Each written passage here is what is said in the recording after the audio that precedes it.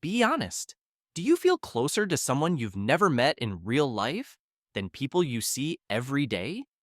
Maybe it's that Discord friend, that person you always queue with in games, or someone you met in a random comment section. You know their sleep schedule, their trauma, their favorite snack. But if you told your family, they'd say, they're not your real friend. So are people who prefer online friends just avoiding reality? Or is there real psychology behind feeling safer with people on the other side of a screen? Psychologists say friendships don't become fake just because they're online. What matters most in any friendship is the same, both online and offline: trust, self disclosure, support, and feeling understood. Studies comparing online and offline friendships find that close online friends can offer very similar validation and companionship as in person ones, when there's time, honesty, and consistency. But people who prefer online friends often fall into a few specific types.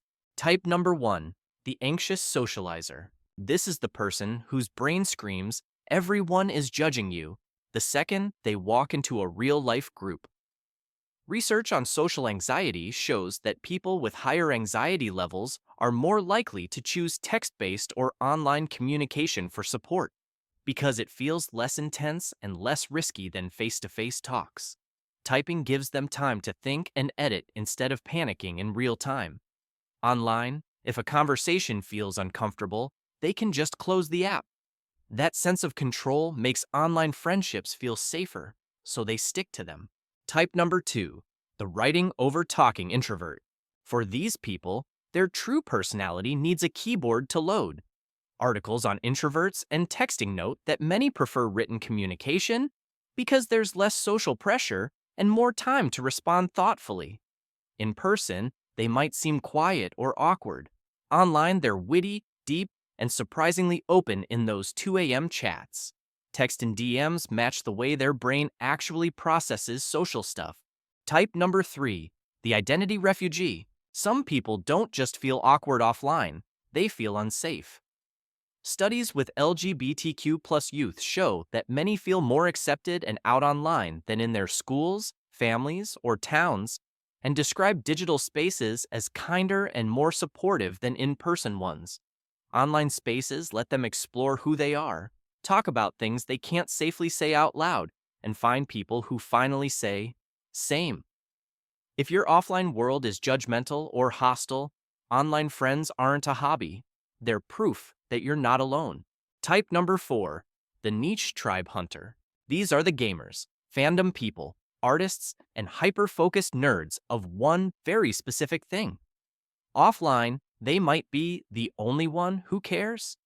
Online, they join servers, forums, and group chats where everyone speaks their language.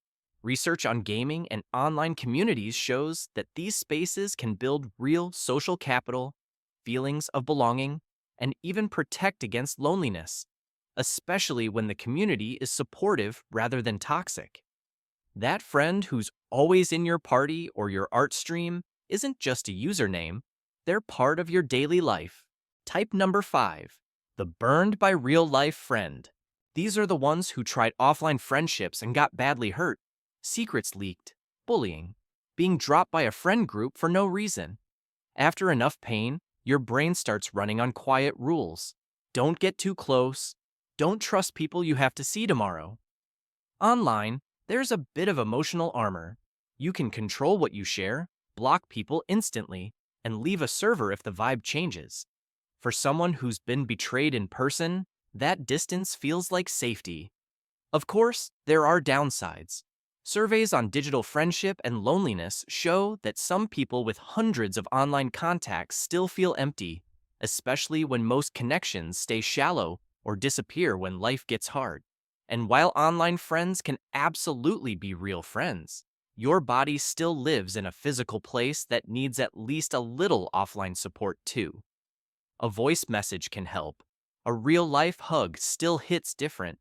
So if you prefer online friends, it doesn't automatically mean you're broken, fake, or too addicted to your phone. It might mean your brain feels safer with distance, you express yourself better in text, your environment is harsh, your interests are niche, or you've simply been hurt before.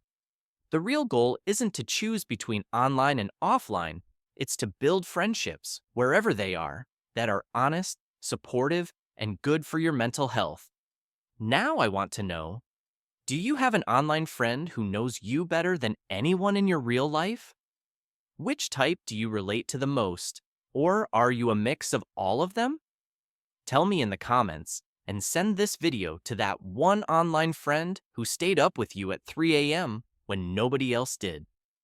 If you felt seen today, hit like, subscribe, and stick around. We've got more videos coming about the psychology behind the things you do but never talk about in real life.